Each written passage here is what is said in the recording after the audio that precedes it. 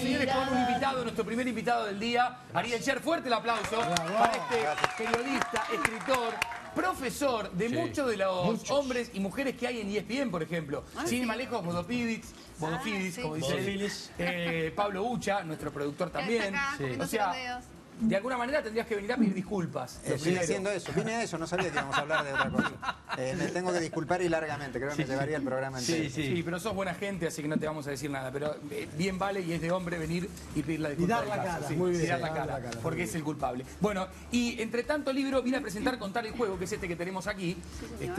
Muy gentilmente lo ha traído Ariel, y tiene que ver con la literatura y el deporte, con grandes escritores, con grandes deportistas, fusionados de alguna manera en diferentes historias, ¿verdad? Eso sí, es la reconstrucción de alguna manera de la vida deportiva de tipos a los que nosotros conocemos porque escribían fenómeno, porque escribían como nosotros nos podemos escribir. Realmente es raro porque uno no relaciona, ¿no?, a un escritor con un deportista, sin ánimo de ofender. ¿No es cierto? Pero hay muchas, hay muchas, claro. Sí.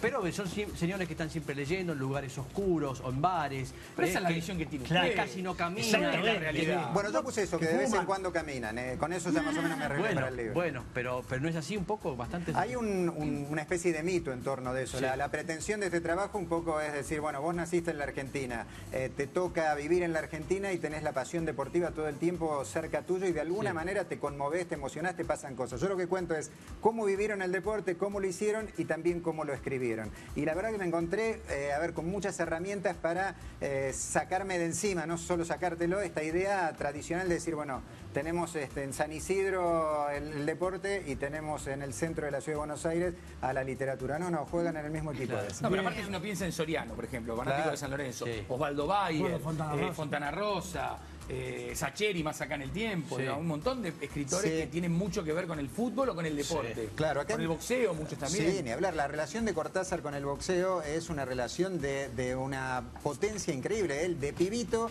el relato de Cortázar de cómo Firpo pierde con Dempsey en 1923, un gran acontecimiento argentino, la pelea, digamos, que partió la memoria argentina en ese tiempo, lo lees y te sentís que estás en 1923 parado alrededor de una tía que no es ni siquiera tu tía, pero igual estás conmovido y llorás. Es extraordinario. Y siempre el boxeo le funciona así. Hay muchos cuentos de Cortázar, hay muchos textos de Cortázar en los que vos te sentís al borde del ring. ¿Qué tal? Y acá nombrás a Bioy Casares, porque uno piensa en Borges y dice no le gustaba el fútbol, no tenía mucho que ver con el deporte, pero Bioy Casares sí tenía alguna relación con el deporte. Muchísimo, sí. Que yo creo que si hubiera sido más joven hubiera soñado ganarle a Mariano. En el tiempo en que él se construyó como jugador, en el Buenos Aires Lawn Tennis jugaba contra otros tipos que eran muy buenos. Jugaba con Charlie Mendichtegui, por ejemplo, que fue el primer gran plurideportista argentino, sabía jugar a todo, como por lo menos yo no puedo jugar a nada, digamos.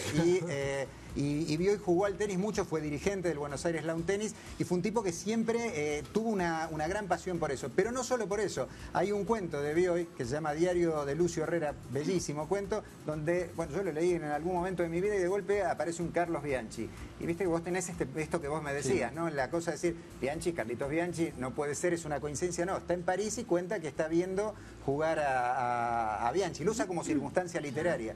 Le mandé preguntar a Bianchi y Bianchi gentilmente me dijo, bueno, que Bioy te ponga en un cuento es como jugar para la eternidad. ¿Y él lo sabía o no lo sabía? Bianchi sabía del cuento, sí, Bianchi sabía del cuento. Y con el tenis hay muchísimo. Bioy anotaba hasta los partidos que jugaba, que en general perdía contra jugadores mejores que él, pero jugaba, dicen los testigos, bastante bien, más que bastante bien inclusive. Pero digamos, bueno, el tenis era más de cajetilla, era más que el Bioy era, digamos, de una familia así. Pudiente. Sí, claro. No sé si no era tan popular el tenis en esa época. En esa época no. Muy elite. Pero él, Bioy es un tipo que, a ver, Borges, que vos decías, José, el tema del fútbol. Borges con el fútbol tenía muchísima menos relación que cualquiera de nosotros con cualquier tema. Pero por otro lado, escribe un cuento, viste que Bioy y Borges tenían como un matrimonio literario que era que los volvía Bustos Domecq. Hay un cuento maravilloso también que se llama Ese Percipi y habla del último partido real. Y la ven venir los tipos, pues claro, eran Borges y Bioy, digo, no jugaban como nosotros a las cosas que jugamos, eran dos cracks. Los tipos ven venir que imaginan que hay un partido que es el último y que después no se juegan. Lo que hay es que vos los tenés en la tele, los tenés en algún lugar, fantasean que son partidos no reales y hablan del último partido real. A mí me parece que eso es Borges, eso es Bioy y que te testimonia que la literatura no es una cosa que nos queda lejos a todo. Está ahí y hay que saber contar las historias. Ahora también decía Germán, nombraba a Sacheri o a Sacheri, que en realidad hay escritores que están muy fanatizados con el fútbol, Sí, que claro. son muy fanas. Por el caso de Fontana Rosa, porque los cuentos de él son de un tipo muy futbolero, que se nota mucho, también de Soriano, pero los de Fontana Sí, claro. Rosa son muy graciosos. El negro, a ver, yo trabajé con el negro, lo vi de cerca. El negro era un tipo que en una redacción vos estabas y te querías ir. A lo sumo a comer con el negro, que era un placer de la vida extraordinario. Y tenías que esperar, jugaban Venezuela, Perú, los juveniles de un sudamericano y estaban los dos eliminados y el negro te decía, el 3 le pega con la derecha, fenómeno. Entonces tenías que esperar, sabía todo y tenías que esperar. A ver ese momento. Sí, totalmente. Y Jorge Valdano, por ejemplo, me dijo una frase que yo la usé que ahí en el libro, él dice, el negro, a diferencia de otros, respiraba fútbol. El negro era un tipo del fútbol, un tipo que sabía todo. Bueno, sus amigos cuentan anécdotas maravillosas. El propio Jorge me cuenta ahí que un día estaban las parejas y llega una camioneta destartalada a la que ninguno de nosotros se animaría a subir, con Fontana Rosa y otros vagos amigos de él, de esos que eran su banda habitualmente. Llegan al estadio del Sportivo Las Parejas y arman un partido. Y el negro hizo un gol de cabeza notable, parece, según la óptica de Valdano, que es un buen observador de fútbol, no vamos a discutir eso. Sí. Y lo festejó, ese estadio estaba vacío, eran 11 contra 11, 3 parientes y los que esperaban para el asado. Lo festejó como si fuera Valdano en la final del Mundial. Tiene una pasión extraordinaria y escribía como los dioses. Claro. Muy buenos cuentos. Juan Domingo Perón, también esgrimista. Claro, porque hay unos... yo traté de trabajar en contar el juego algo así como la secuencia que planteé un trabajo anterior que hice hace muchos años, que se llama La Patria Deportista, donde me hacía estas preguntas en torno de los personajes de la política argentina. Ahí trabajé desde Julio Roca hasta el Che Guevara, tratando de pensar... lo mismo, esto, que el deporte como llave para poder entender las claves de montones de Pero el cosas. esgrima era bastante común, digo, en esa época. Y Perón venía, era militar. Era militar y también se batían a duelos, ¿no? Porque acá lo nombrás a Palacios, Palacios también manejaba... Alfredo Palacios era alguien que no tenía ninguna devoción por el fútbol, pero sí tenía pasión por la esgrima y aprendió y bueno, anduvo en globo con Jorge Newbery. Era, dicen los que lo conocían de cerca, un tipo con mucha curiosidad. Algo así como los escritores sobre los que trabajé, gente curiosa a la que el mundo le queda lo más cerca que se puede. Ariel, ¿y cómo hiciste el trabajo de investigación? ¿Cómo fueron las fuentes, la búsqueda? Porque algunas cosas son más cercanas y otras quizás tuviste que viajar, inclusive entrevistar gente. Sí, mucha gente entrevistamos. A ver, yo me pasé la vida mirando partidos de distintas cosas y subrayando otras cosas, digamos. Y el resto del tiempo debería haber aprovechado mejor y prestarle atención a los que les mandé acá, pero bueno, son distracciones, como dijo Germán. De la combinación de subrayar, de leer y de ver partidos salió un poco este libro. Hablamos con mucha gente y además tiene mucha riqueza el tema de los testimonios. En el caso de Sacheri, ¿no? Yo hablé mucho con Eduardo, lo conozco mucho, un amigo. Ahora, vos te sentás con Facundo Saba, con quien vos compartiste equipo, y Facundo tuvo una experiencia maravillosa leyendo a Sacheri. ¿Qué hacía él? Facundo jugaba en España, jugaba en Inglaterra, y leía a Sacheri. Y cuando leía se acordaba de los amigos del barrio. Se imaginaba, hay un cuento hermoso de Sacheri, yo siempre que hablo en algún lugar trato de evitar avisar que lo mató el mayordomo, no contar el cuento, no contar el final. Pero hay un cuento donde alguien vuelve a jugar con los amigos el partido. Esperándolo a Tito, se llama el cuento. Sí. Léanlo y siéntanse vivos, justifica haber nacido ese cuento, para leerlo. Y claro, el corredor decía, se imaginaba volviendo a jugar con sus amigos. Claro. Y a su vez el propio Sacheri, cuando era un pibito, él me cuenta que atajaba en el barrio y soñaba con ser el Pato Filiol. El otro día lo hablaba con Sebastián, el hijo del Pato, que es muy buen lector y muy buen lector de Sacheri, y me decía, o sea que Sacheri, que es de Independiente, quería ser como mi papá, que era el arquero de River y antes de Racing, pero son maravillas. La verdad que con los jugadores me pasó con muchos hablar y que me contaran cosas muy interesantes.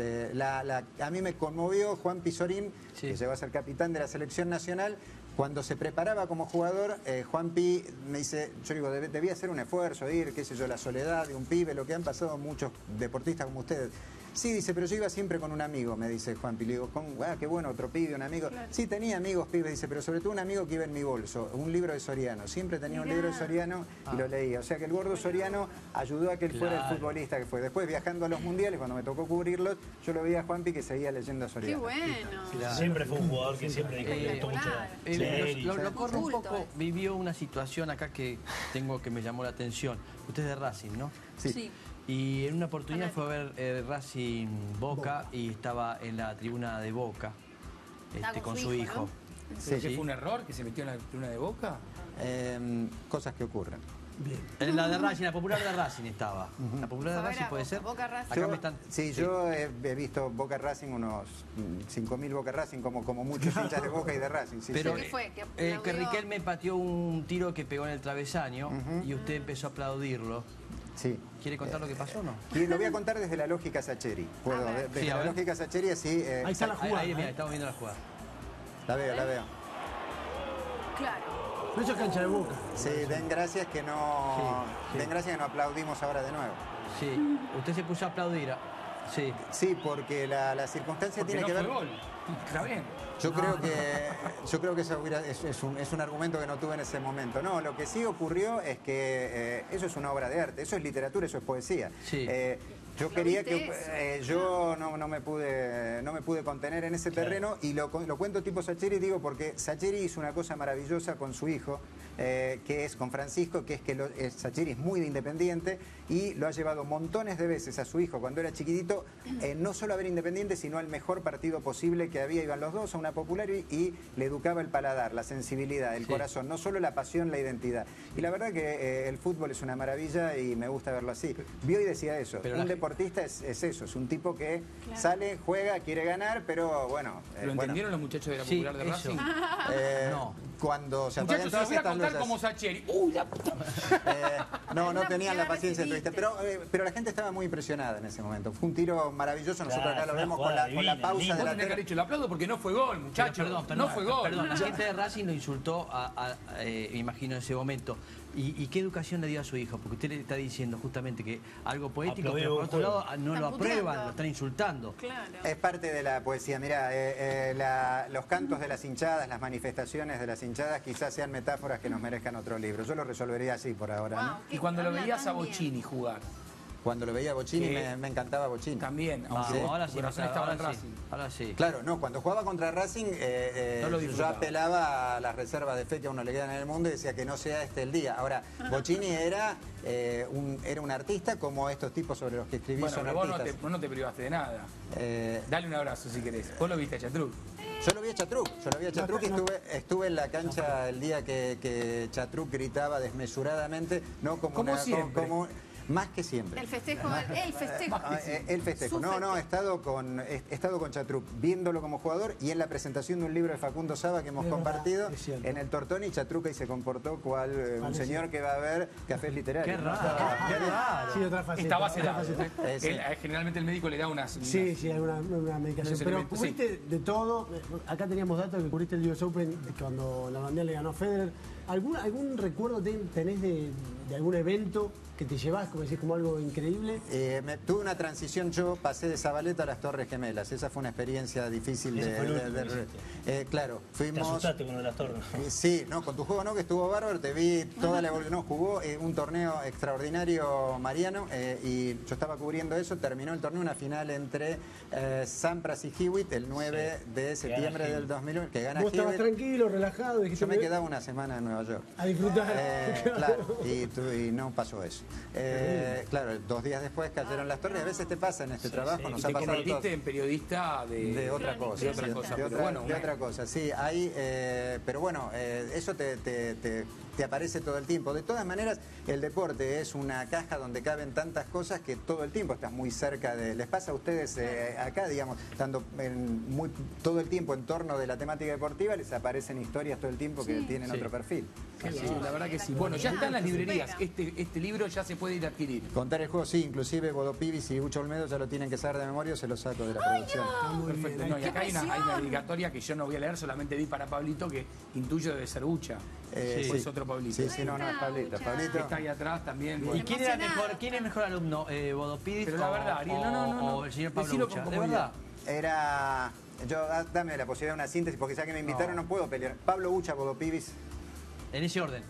Pablo Ucha, le hacemos una articulación, una simbiosis entre los dos, hacemos que entre los dos hagan un tipo. Eran muy buenos los dos. O sea que son mitad de cada uno. No llega a ser una persona. 2 mitades hacen uno. Son 2 50% cada uno, digo. No sé si nos ayudó. Perfecto. Bueno, Ariel, muchísimas gracias por haber venido. Gracias a ustedes por la invitación. Muy lindo y hay que leerlo. Suerte. Así que está muy bueno. Gracias, de verdad. Hacemos una pequeñísima pausa y volvemos enseguida. Ya está Sebastián Almada con nosotros. Ya venimos.